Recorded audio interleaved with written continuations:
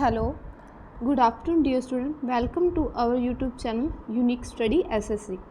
तो आज हम करेंगे प्राचीन इतिहास के एमसीक्यू क्वेश्चन करेंगे, जो कि हमारे चाहे कोई सीजीएल का एग्ज़ाम है, एमटीएस, सीएचएसएल, एसएस के जितने भी एग्ज़ाम है उस सभी में ये सभी के सभी प्रीवियस ईयर क्वेश्चन हैं। और दूसरा, इसमें हमारा चाहे पंजाब पुलिस है, चाहे हमारा हरियाणा स्टेट गवर्नमेंट एग्ज़ाम है, चाहे कोई भी स्टेट का एग्ज़ाम है, उस सभी में हमारे ये एंशिएंट हिस्ट्री से क्वेश्चन पूछे ही जाते हैं। तो चलो हम अपना क्वेश्चन स्टार्ट करते हैं। और अगर आप इस चैनल पे फर्स्ट टाइम हैं तो चैनल को सब्सक्राइब कीजिए, लाइक कीजिए, कमेंट कीजिए और चैनल को आगे फॉरवर्ड शेयर कीजिए। ओके, तो चलते हैं हमारे फर्स्ट क्वेश्चन पर। हमारा फर्स्ट क्वेश्चन क्या कहता है? सिंधु घाटी सभ्यता की प्रमुख विशेषता क्या थी? क्या थी? अश्व पालन, लोहे के औजार, नगर योजना, वेदों की रचना। तो क्या थी सिंधु घाटी सभ्यता की विशेषता? नगर योजना। ऑप्शन नंबर सी इज़ हमारा राइट आंसर। तो डियर स्टूडेंट, आपसे ये भी पूछ सकता है, आपको अगर वो सिंधु घाटी सभ्यता ना दे आंसर में, क्वेश्चन में, तो वो हमें क्या देगा? हड़प्पा सभ्यता। तो सिंधु सभ्यता जो है हमारी, इसको और किस नाम से जाना जाता है? हड़प्पा सभ्यता के नाम से जाना जाता है। मतलब सिंधु सभ्यता और हड़प्पा सभ्यता क्या है? हमारी सेम है। ओके, आपसे ये पूछ सकते हैं। चलो हमारे नेक्स्ट क्वेश्चन पे चलते हैं। ओके, तो हमारा नेक्स्ट क्वेश्चन क्या है? सप्त सिंधु किस ग्रंथ में वर्णित है? मतलब जो सप्त सिंधु है उसका वर्णन किस ग्रंथ में है? रामायण में, महाभारत में, ऋग्वेद में, अर्थवेद में। तो किस में है हमारा? ऋग्वेद में।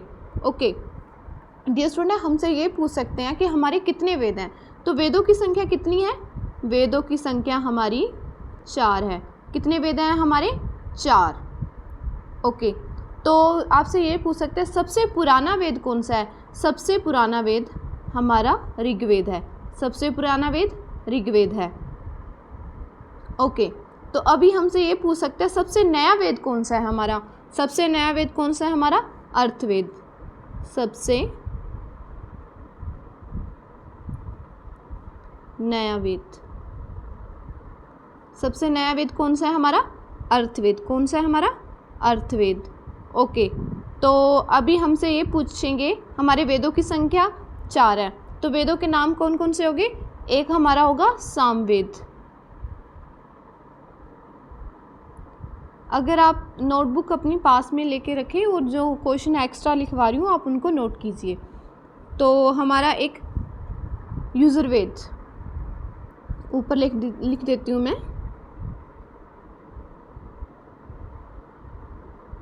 ओके, तो हमारे कितने वेद हैं? आपसे पूछा जाए वेदों की संख्या कितनी है? 4। और कौन कौन से वेद हैं हमारे? ऋग्वेद, अर्थवेद, सामवेद, युजुर्वेद। तो सबसे पुराना वेद कौन सा है हमारा? ऋग्वेद। और सबसे नया हमारा कौन सा है? अर्थवेद। ओके, चलो हमारे नेक्स्ट क्वेश्चन पे चलते हैं।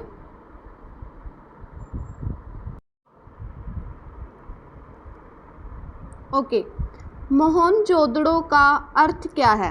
मोहनजोदड़ो का अर्थ क्या है? तो इसका क्या अर्थ होगा हमारा? मृतकों का टीला, जल का नगर, सूर्य का स्थान, युद्ध का क्षेत्र। तो इसका आंसर क्या होगा? मृतकों का टीला हमारा राइट आंसर होगा। Option number A is right answer. Okay, चलो नेक्स्ट क्वेश्चन पे चलते हैं। तो हमसे ये पूछेगा, महाजनपद काल में कितने महाजनपद थे? मतलब जनपद किसको कहा जाता है? जनपद क्या होते थे उस समय? जनपद राज्य को बोला जाता है। जो आज हमारे राज्य है ना, आज हमारे जो स्टेट हैं, उस समय जो पुराना प्राचीन इतिहास था उसमें जनपद को क्या बोला जाता था? राज्य को क्या बोला जाता था? जनपद बोला जाता था। तो हमारे कितने जनपद हैं? 12, 14, 16, 18। तो कितने हैं हमारे? 16। ओके, तो आपसे एक ये भी क्वेश्चन पूछेगा कि सबसे शक्तिशाली जनपद कौन सा था? सबसे शक्तिशाली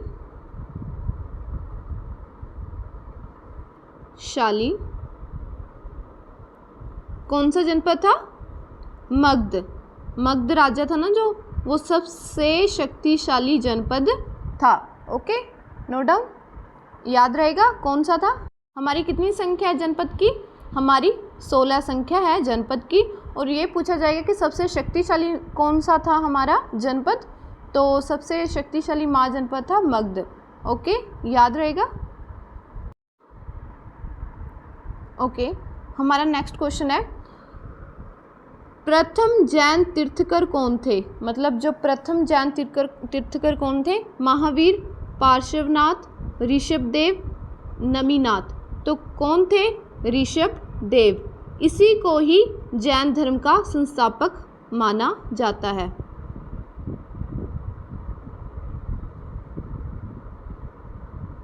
ये इसी को क्या माना जाता है, जैन धर्म का संस्थापक माना जाता है। ओके, तो चलते हैं हमारे नेक्स्ट क्वेश्चन पे।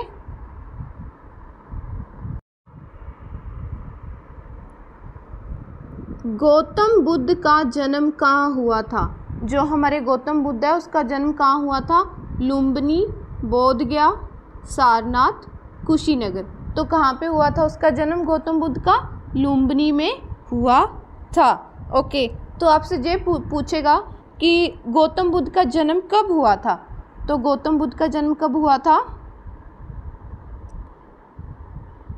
563 ईसा पूर्व में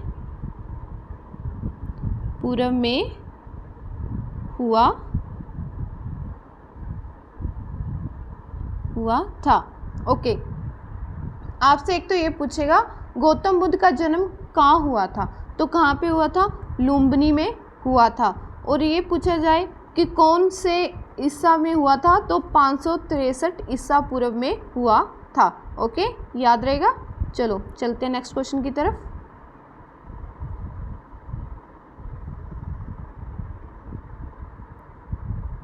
ओके, तो त्रिपिटक किस धर्म से संबंधित है, जो हमारे त्रिपिटक हैं वो जैन धर्म से, बौद्ध धर्म से, हिंदू धर्म से, सिख धर्म से।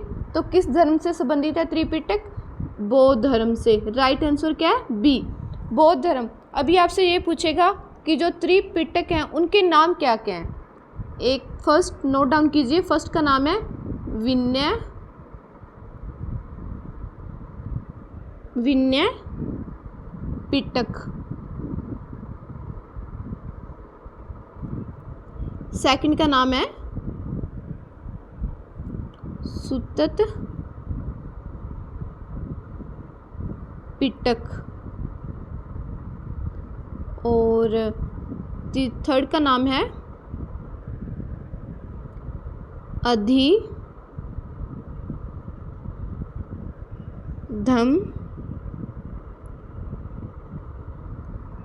पिटक। ओके, तो अभी याद रहेगा त्रिपिटक किस धर्म से संबंधित है, बौद्ध धर्म से। हमारा राइट आंसर है बी। तो त्रिपिटक के नाम क्या क्या है, विनय पिटक, सुत्तत पिटक और अधिधम पिटक। चलो चलते हैं नेक्स्ट क्वेश्चन पे।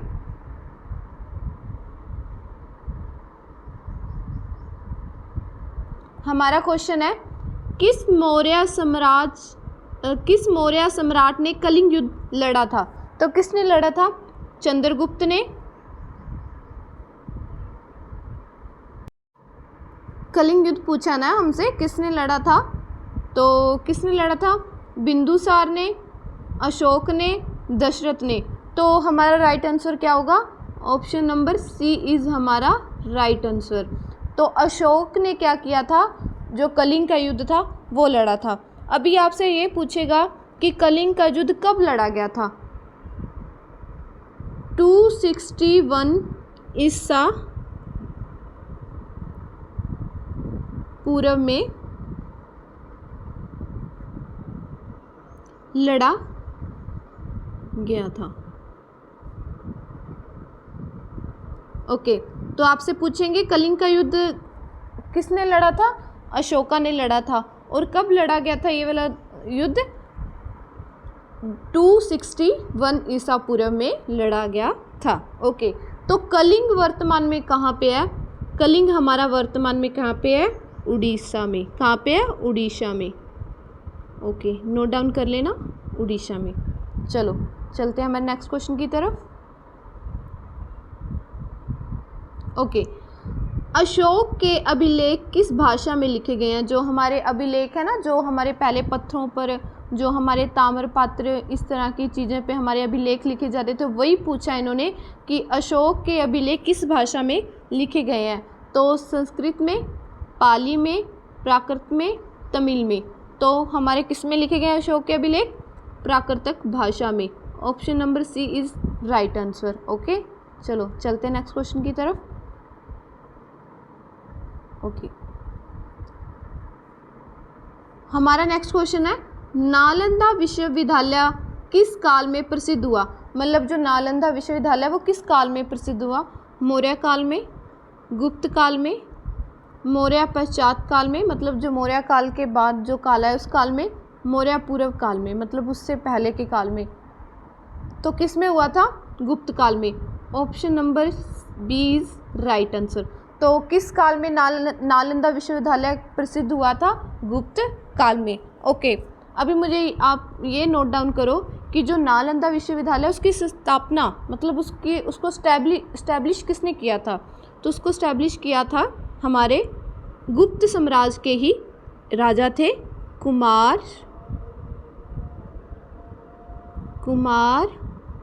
गुप्त प्रथम। इन्होंने क्या किया था? नालंदा विश्वविद्यालय की क्या की थी? इन्होंने स्थापना की थी। ओके, हमारा नेक्स्ट क्वेश्चन है, हर्यंक वंश का संस्थापक कौन था? बिंबिसार, अजातशत्रु, उदयन, नागदशक। कौन था हमारा? बिंबिसार। हमारा राइट आंसर क्या होगा? ए हमारा राइट आंसर होगा। चलो चलते हैं हमारे नेक्स्ट क्वेश्चन की तरफ। तो हमारा इस नेक्स्ट क्वेश्चन है, समुद्रगुप्त को किस उपाधि से जाना जाता है? मतलब जो हमारे समुद्रगुप्त हैं उनको किस उपाधि से जाना जाता है? विक्रमादित्य, कबीर, भारतीय नेपोलियन, चक्रवर्ती सम्राट। डियर स्टूडेंट, इसको जाना जाता है भारतीय नेपोलियन के नाम से। किसको? समुद्रगुप्त को। आपको पता है ये एसएससी में कम से कम जब भी कोई एग्ज़ाम होता है हर शिफ्ट में ये वाला क्वेश्चन रिपीट होता ही होता है। ये वाला क्वेश्चन मोस्ट इम्पोर्टेंट क्वेश्चन है, इसको आप मार्क कर लीजिए। मोस्ट इम्पोर्टेंट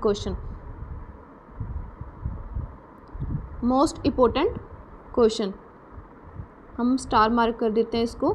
ये हमारा बहुत ही इम्पोर्टेंट क्वेश्चन है। ओके, समुद्रगुप्त को किस उपाधि से जाना जाता है? भारतीय नेपोलियन की उपाधि से जाना जाता है। ऑप्शन नंबर सी इज़ हमारा राइट आंसर। चलो चलते हैं नेक्स्ट क्वेश्चन की तरफ।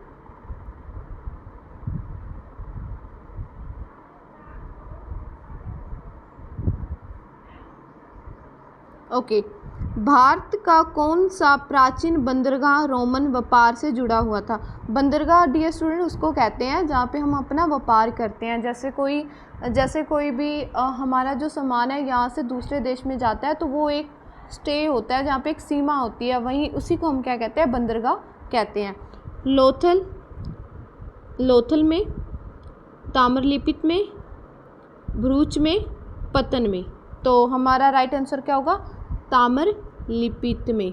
Okay, option number B is हमारा राइट आंसर। चलो चलते हैं नेक्स्ट क्वेश्चन की तरफ। ओके, नेक्स्ट क्वेश्चन है हमारा, हर्षवर्धन की राजधानी क्या थी? जो हर्षवर्धन है उनकी राजधानी क्या थी? पाटलिपुत्र, कनौज, उज्जैन, प्रयाग। तो क्या थी उसकी? कनौज। हर्षवर्धन की राजधानी क्या थी? कनौज। कनौज हमारा राइट आंसर होगा। Option number B is right answer. Kannauj क्या थी? हर्षवर्धन की राजधानी थी। चलो चलते हैं नेक्स्ट क्वेश्चन की तरफ।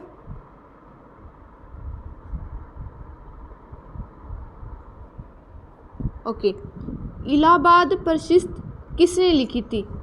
विष्णुगुप्त ने, बाणभट्ट ने, हरिसेन ने, समुद्रगुप्त ने। तो किसने इलाहाबाद प्रशिस्त लिखी थी? किसने लिखी थी डियर स्टूडेंट? हरिसेन ने। किसने लिखी थी? हरिसेन ने लिखी थी। हमारा आंसर राइट आंसर क्या होगा? हमारा ऑप्शन नंबर सी हमारा राइट आंसर होगा। ओके, चलो चलते हैं नेक्स्ट क्वेश्चन की तरफ। इसमें क्या है हमारा नेक्स्ट क्वेश्चन, चंद्रगुप्त मौर्य ने किस यूनानी शासक से युद्ध किया था। यूनानी शासक था, उससे किसने चंद्रगुप्त ने, कौन सा वो यूनानी शासक था जिसके साथ चंद्रगुप्त मौर्य ने युद्ध किया था। सिकंदर था, सेल्यूकस था और टोमनी था, एटिकोस था। तो किससे किया था उसने, सेल्यूकस निकेटर के साथ। सेल्यूकस का पूरा नाम क्या है, Seleucus Nicator, Seleucus Nicator. Okay, तो आप ये नाम तो नोट डाउन कर लीजिए। और इसका क्या परिणाम निकला था, इसका परिणाम ये निकला था कि इस युद्ध को किसने जीता था, हमारे जो चंद्रगुप्त मौर्य थे उन्होंने इस युद्ध को जीत लिया था। तो ये क्या हुआ था, फिर सेल्यूकस निकेटर ने अपनी बेटी की शादी कर दी थी, किसके साथ कर दी थी, चंद्रगुप्त मौर्य के साथ अपनी बेटी की शादी कर दी थी। ओके, तो अभी आपको याद रहेगा कि जो चंद्रगुप्त मौर्य से यूनानी शासक ने युद्ध किया था, किस यूनानी शासक ने युद्ध किया था, सेल्यूकस निकेटर ने किया था। और इसका परिणाम क्या निकला था कि चंद्रगुप्त मौर्य था वो जीत गया था और सेल्यूकस निकेटर हार गया था। तो इसने अपनी बेटी की शादी मतलब किससे कर दी थी, चंद्रगुप्त मौर्य के साथ अपनी बेटी की शादी कर दी थी। और काफ़ी कुछ था, अफ़गानिस्तान जैसे कुछ एरिया थे जो सेल्यूकस निकेटर ने किसको दे दिए थे, चंद्रगुप्त मौर्य को गिफ्ट के तौर पर दे दिए थे। ओके, तो आपसे एक ये भी क्वेश्चन पूछ सकता है कि यूनानी जो युद्ध हुआ था वो किस वर्ष लड़ा गया था, वो 305 ईसा पूर्व में लड़ा गया था। ओके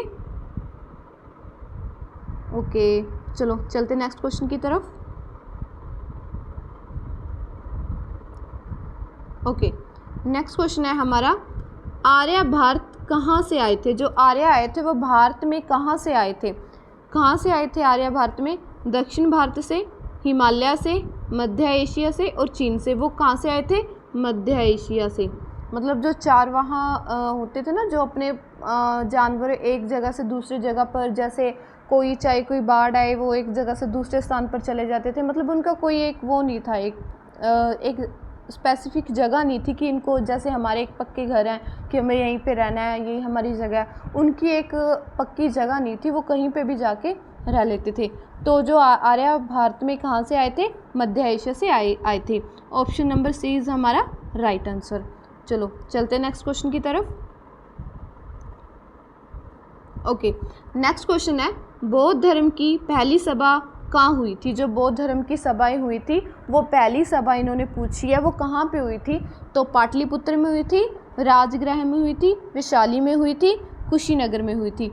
तो जो पहली बौद्ध धर्म की सभा हुई थी वो कहाँ पर हुई थी, राजगृह में। कहाँ पे, राजगृह में। Okay, option number B is right answer. तो अभी ये मुझे बताओ, जो पहली बौद्ध सभा थी उसके अध्यक्ष कौन थे, अध्यक्ष कौन थे, क्या कौन थे अध्यक्ष, इसके अध्यक्ष कौन थे, महाकाश्यप। कौन थे, महान काश्यप। ओके, तो अभी ये मुझे बताओ, जो पहली बौद्ध सभा थी वो कब हुई थी, पहली बौद्ध सभा कब हुई थी, कब हुई,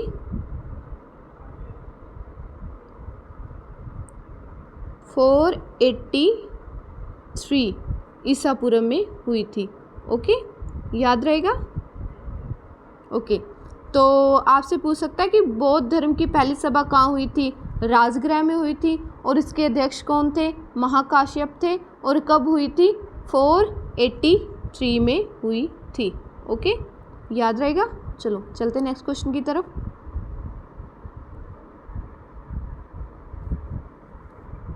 नेक्स्ट क्वेश्चन है, पंतजलि किस विषय के प्रसिद्ध विद्वान थे। मतलब किसके वो वेद मतलब विद्वान थे, किसने लिखी थी। तो ये किसने लिखी थी हमारी, मतलब पंतजलि किस विषय के प्रसिद्ध, मतलब किस विषय के प्रसिद्ध विद्वान थे, वो किसके थे, व्याकरण के, जो हमारी ग्रामर है ना उसके थे वो। ऑप्शन नंबर बी हमारा क्या होगा, राइट आंसर होगा। Sorry dear friends. चलो चलते नेक्स्ट क्वेश्चन की तरफ। ओके, हमारा नेक्स्ट क्वेश्चन है, सतवाहन वंश का प्रमुख केंद्र कहाँ था, मतलब उनका केंद्र कहाँ पे था, उत्तर भारत में, पूर्व भारत में, दक्षिण भारत में, पश्चिम भारत में। तो कहाँ पे था उनका मतलब प्रमुख केंद्र, मतलब जैसे उनका हेड कहाँ पे था, वो कहाँ पे था, दक्षिण भारत में था। ऑप्शन नंबर सी हमारा क्या होगा, राइट आंसर होगा। चलो चलते हैं नेक्स्ट क्वेश्चन की तरफ। ओके, तो अभी हमने ऊपर क्या डिस्कस किया था, वेदों के बारे में किया था। तो उन्होंने वही पूछा कि ऋग्वेद में कितनी रचनाएं हैं, 10,000, 1,028, 108, 2,000। तो कितनी है, 1,028। Option number B is right answer. Dear student, ये भी क्वेश्चन एसएससी का फेवरेट क्वेश्चन है। एसएससी का क्या, आप जितने भी एग्ज़ाम दोगे, चाहे वो आप दे रहे हो स्टेट का कोई भी गवर्नमेंट एग्ज़ाम दे रहे हो, ये भी क्वेश्चन क्या है हमारा, बहुत ही ज़्यादा इम्पोर्टेंट क्वेश्चन है। आप इसको मार्क कर लीजिए, बहुत इंपॉर्टेंट क्वेश्चन है, पता नहीं कितनी बार ये एसएससी एग्ज़ाम में रिपीट हुआ है। चलो चलते हैं नेक्स्ट क्वेश्चन की तरफ।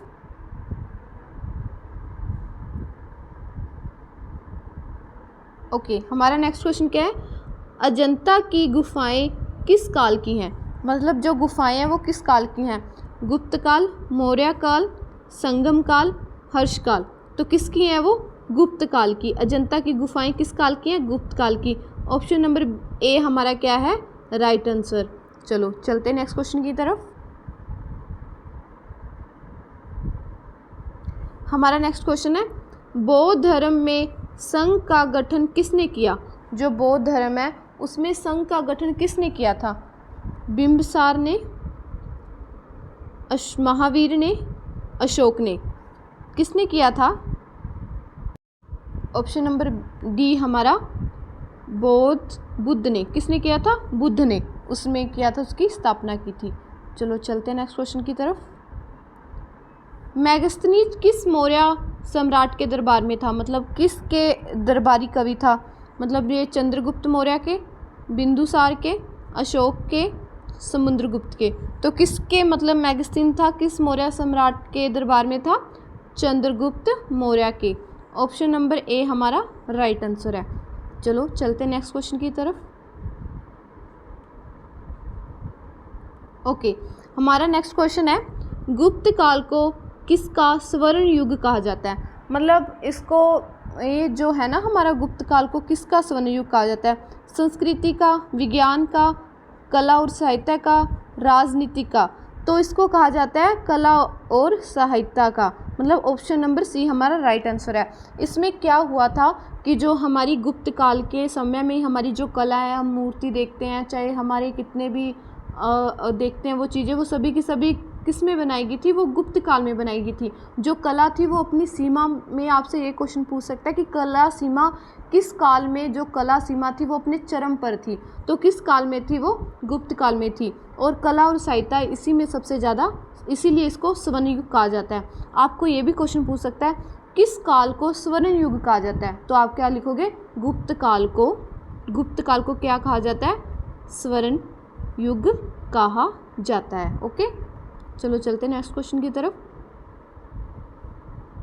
ओके, नेक्स्ट क्वेश्चन है, मौर्य साम्राज्य की स्थापना कब हुई थी, कब हुई थी, 321 ईसा पूर्व में, 185 ईसा पूर्व में, 273 ईसा पूर्व में और 305 ईसा पूर्व में। तो किस में हुई थी, 321 ईसा पूर्व में। ओके, ऑप्शन नंबर ए हमारा राइट आंसर।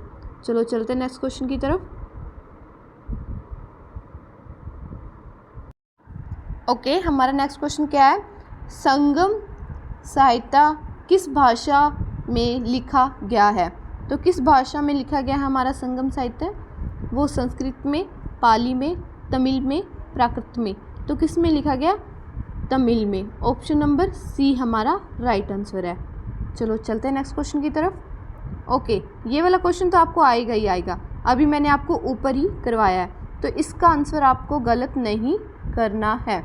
ओके, तो सबसे पुरानी वेद कौन सी है, ऋग्वेद। कौन सी है, ऋग्वेद। हमारा क्या है ये, राइट आंसर। तो अभी आपको ये पूछ सकता है ना, सबसे पुराना कौन सा है, ऋग्वेद, और सबसे नया कौन सा है, अर्थवेद। कौन सा है, सबसे नया अर्थवेद। ये भी एसएससी का फेवरेट क्वेश्चन है, सबसे नया। इसको स्टार मार्क कर लीजिए, इंपॉर्टेंट क्वेश्चन है हमारा। चलो चलते नेक्स्ट क्वेश्चन की तरफ। ओके, हमारा क्या है, प्राकृत भाषा का उपयोग किसने अपने शिलालेखों में किया है। जो प्राकृत भाषा है उसका प्रयोग किसने अपने शिलालेखों में किया है, मतलब जो हमारी उसने जो भी हमारे इतिहास उन्होंने राइट किया वो किसने उसका उपयोग किया है प्राकृत भाषा का, किसने, समुद्रगुप्त ने, हर्ष ने, अशोक ने, बाणभट्ट ने। तो किसने किया, अशोक ने। हमारा राइट आंसर क्या होगा, ऑप्शन नंबर सी। चलो चलते हैं नेक्स्ट क्वेश्चन की तरफ। बुद्ध चरित्र नामक ग्रंथ के लेखक कौन है। अश्व घोष, कालिदास, नागार्जुन, हरिसेन। तो कौन है, अश्व घोष। ऑप्शन नंबर ए हमारा राइट आंसर है। तो आपसे ये पूछा जाए कि बुद्ध चरित्र के लेखक कौन है, मतलब किसने वो ग्रंथ लिखा है बुद्ध चरित्र, तो किसने लिखा है, अश्व घोष ने। तो ऑप्शन नंबर ए हमारा क्या होगा, राइट आंसर होगा। तो थैंक यू डियर फ्रेंड्स, आज के हमारे इतने क्वेश्चन हैं और इसी में मैंने आपका आंसर का जितने भी एमसीक्यू इंपॉर्टेंट क्वेश्चन थे वो सारे के सारे मैंने इसी में कवर कर दिए हैं। और अभी हम कल करेंगे मिडिवल हिस्ट्री के एमसीक्यू क्वेश्चन, जितने भी एसएससी के एग्ज़ाम में, चाहे वो स्टेट के जितने भी एग्ज़ाम में उसमें आपके पूछे जाते हैं। और आपको नेक्स्ट किस टॉपिक में वीडियो चाहिए और आप मुझे बता सकते हैं, कमेंट कर सकते हैं। तो थैंक यू डियर। और आपको मैं बार बार यही कहूँगी कि इस चैनल को लाइक कीजिए, सब्सक्राइब कीजिए और हमें मोटिवेट कीजिए। Thank you for watching.